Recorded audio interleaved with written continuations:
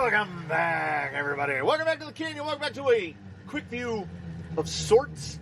Potentially a quick view, because to preface, I'm having some issues. Sent in by a channel member. Where are we?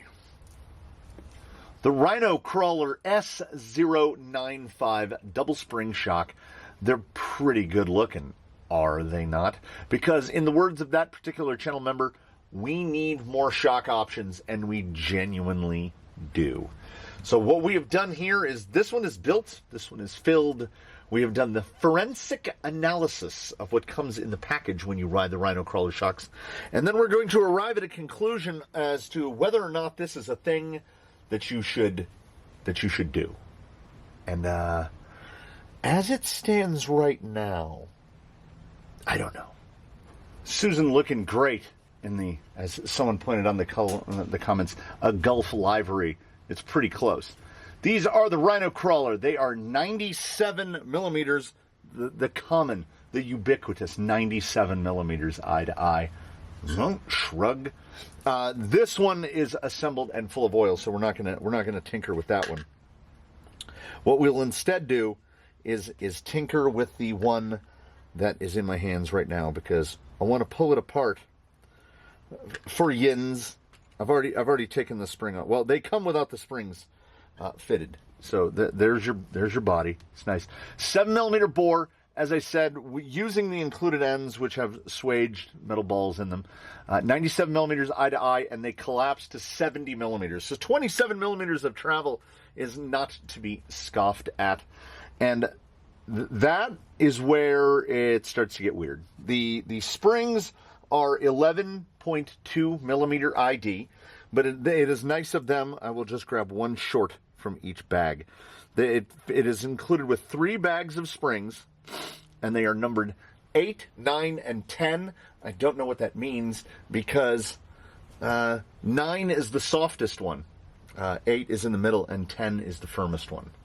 So let's make some effort to ignore the 8, 9, and 10 of it and just put this in the order that it should be, which is like that.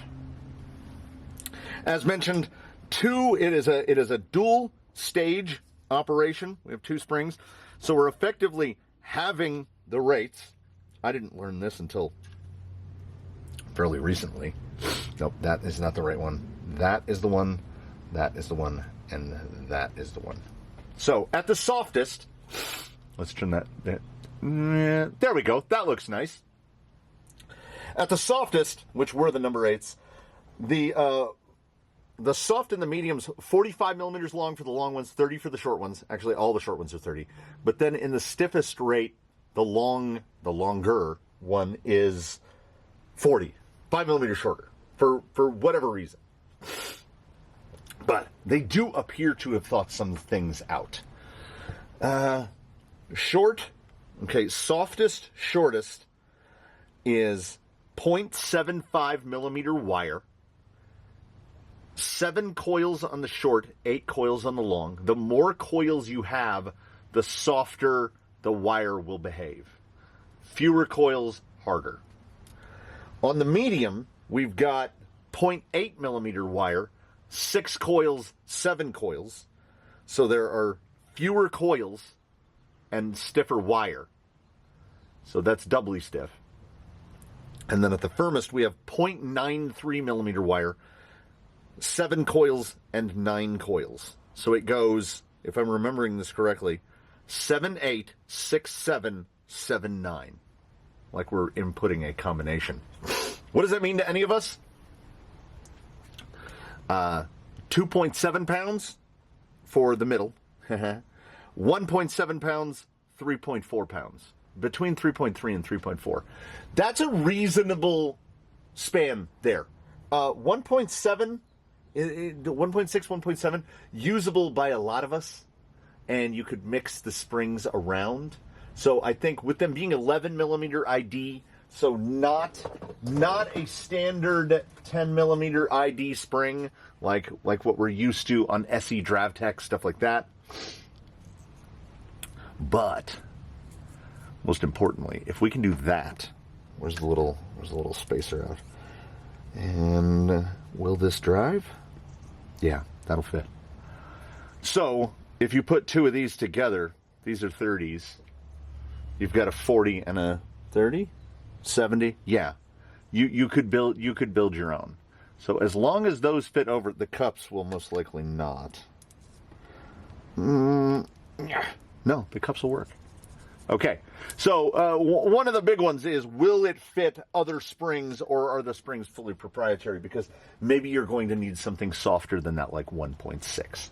So they will fit, but, and I don't want to say that it's too big of a butt, but I'm trying not to get the spring piles confused. Although in the grand span of things, what does it matter? So here you have the shock. You have a top cap, and it's internal threaded, like many are. O-ring seal at the top. No bleed hole, no bleed screw, no bleed slot. So getting these filled and getting these operating properly is tricky. Because there's really basically no place for the oil to go. The machining is very nice.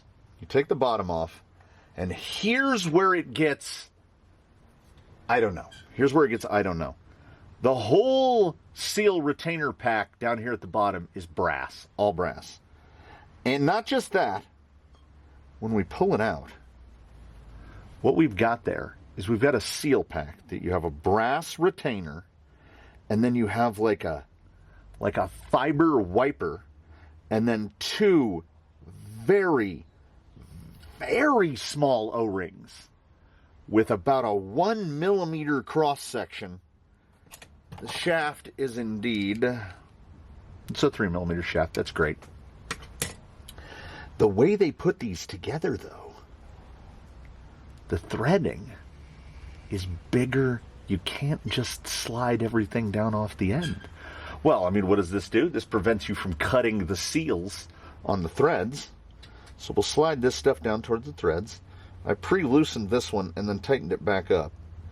So then you pull the cartridge out, the all brass, and we have two pistons, a double stack of pistons. They have 4 holes in the piston, and this is, I think, where operationally we have a serious and significant problem. Why are there 2 O-rings? I mean, it will keep the shaft aligned straighter, I guess. I don't know. Here's the problem. Here's the shock that is built, and I don't know if the zoom will catch it. Watch right there where it's shiny. Let's see if we can get the meniscus to pop. It will leak all the time because, watch this rebound. That's the heaviest set of springs and 15 weight oil. I put 40 weight in them because I was like, 4-hole pistons. That's got to be around 40 weight oil. Completely hydrolocked them. When I squeezed it with my hand, oil physically sprayed out of the groove between the bottom and the body. And oil was just, oil's just constantly bubbling out of the top. I cannot get them to seal. I do not have anything thinner and or lighter than 15 weight. It's as low as I've got because ordinarily we're not running 15 weight. The machining level is beautiful. There is that much wiggle, just enough for the shaft to go through. I think this is a shock that would honestly need to wear in, because brass is fine and great, and then whatever grade of steel you're using for your shock shaft, like that alignment is slick and smooth. But to get to the seal pack, you have to undo the tiny little, it's been reduced down for the E-clips at the top. You'd have to remove the E-clips, remove the pistons, pull everything out this way, and then pull the seals back out the other way. You get into what I call, this is a technical term, this is an industry term, problems. You get into problems. You are not going to be able to replace that seal with anything else. Those seals are micro fine. Don't lose that. So, let me push this back, and then the threads will kind of catch it, and you can usually pull the cartridge out a little bit. Now the cartridge is set. It's happy with where it is. I cannot reliably get one to fill and seal and function properly because I don't even know. I don't think my caliper will get down small enough to measure these holes. I don't think I can get that small.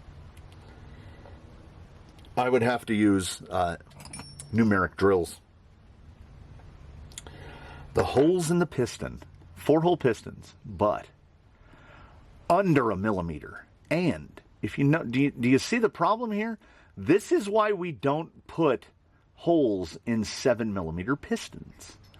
Because what has happened here is the clip is blocking 3 of the holes. So, where's Mr. Full Guy? This is also convenient, but inconvenient later, because if I can thread that off easy, it can thread itself off that easy. So when metal on metal like that, I would probably just switch to a plastic end. So we're going to pull all the bits off, and there's the shock. I know that I can't. Well, we can go by Susan Dent. We got a permanent little mark there. It is the slowest action. It feels like 80 to 100 weight oil. And the only way I could think to get around that would be to pop the clip, if we can even get under the clip. There we go. Which is a 2mm E-clip, and it's not a 3mm E-clip. Look at that little fella. Pull the piston. First, I thought it was like a variable damping situation, but that does not appear to be the case. It is 2 very thin pistons with 4 holes each. Well, the other one does not want to relinquish because. So let me try to frame this up for you. There, in my hands, there is the piston. Right, there's our little guy. You will notice here, the top of the shaft is threaded. That's how they keep the pistons from the 2 pistons from not rotating and occluding one another. The problem is, those holes are ridiculously small. Like to the point where there's functional and then there's non-functional. And I would classify these as softly non-functional. So let's see if we can. Can we? Let's see if we can. So in an attempt to salvage something, as I don't honestly... Okay, there's one other thing. We can do one other thing together here. I attempted to just put a TRX4 GTS piston on there.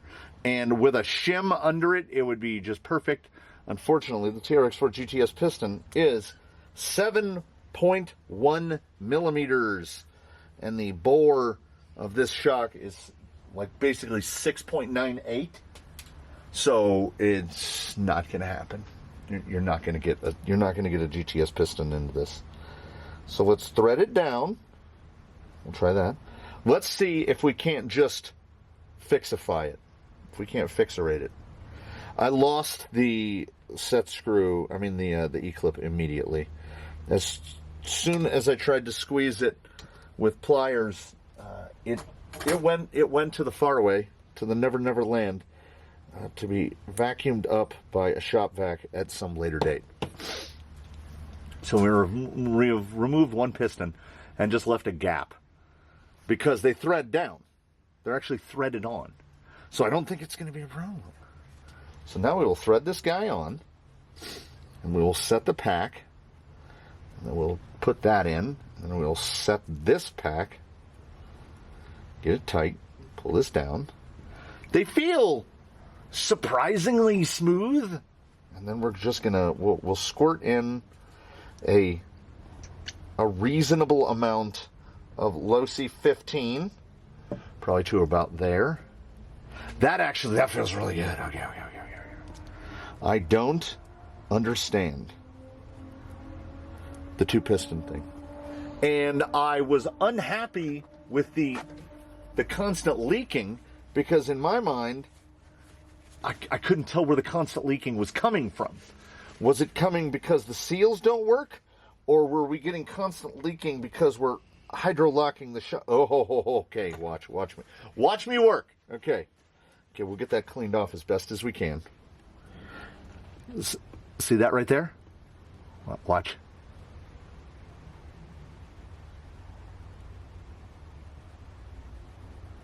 I don't know how to stop it. There are seals on the caps. You would think that if there was going to be blow by, it would blow by at the bottom. It is seated all the way. And every time I cycle, you can watch that little right here. See that? That's a ridge of oil.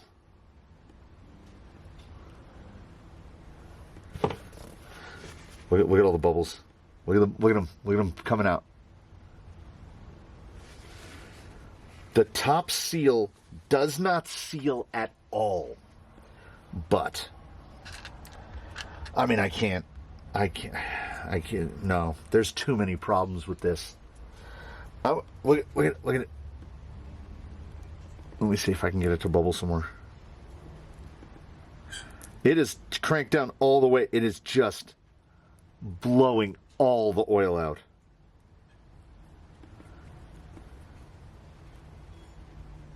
See it? See our little bubbly boy? It's like there's no seal at all. That's how a shock behaves with no seal in it. And it is a shame upon a shame. I think, I'll go so far as to say, I think these could be tinkered into usefulness. But at what cost? You know, like how far do we go?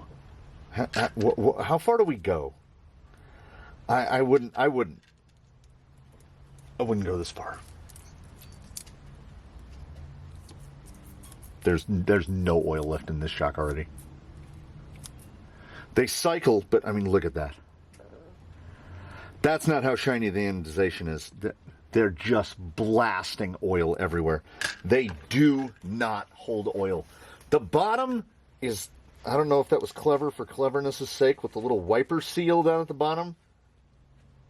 And like right there, so smooth. And usually dual spring shocks aren't as smooth as others because they got to push this little intermediate ring. And also, with an 11 millimeter ID spring, you can find like the SSD, I want to say it's SSD scales. SSD scale, let me see.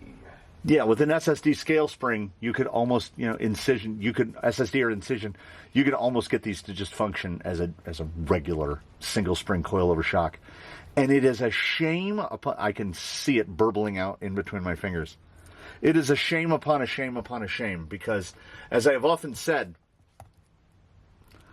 in the qualifications that we have for a shock, fit the vehicle, hold the oil inside. We don't really ask for much more.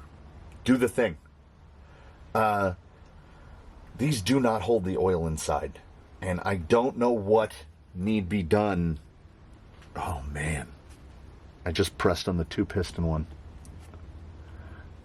Yeah. And a little more oil burbled out. Oh, there it is.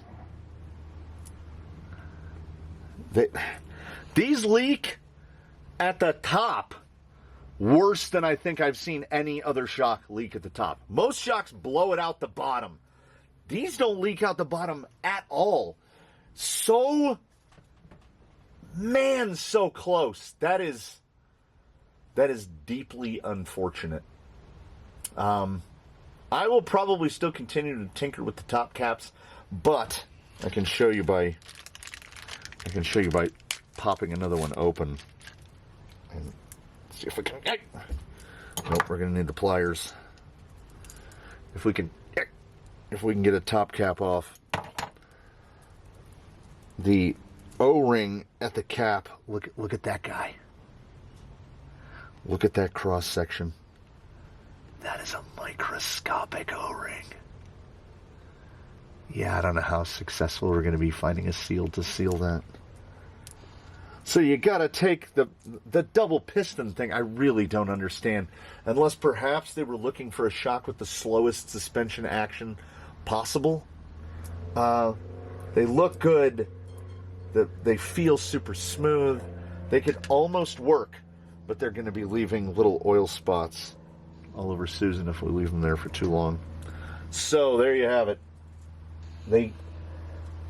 Everything, ladies and gentlemen, is not awesome. Because if everything was awesome, we would have no ability to tell when something is not awesome. And sadly, I have to report that the Rhino Crawler S095 not ready for prime time. I'm amazed that I haven't heard other reviews to the same effect. That top part is potentially, like, I am so oily. That is potentially uncorrectable.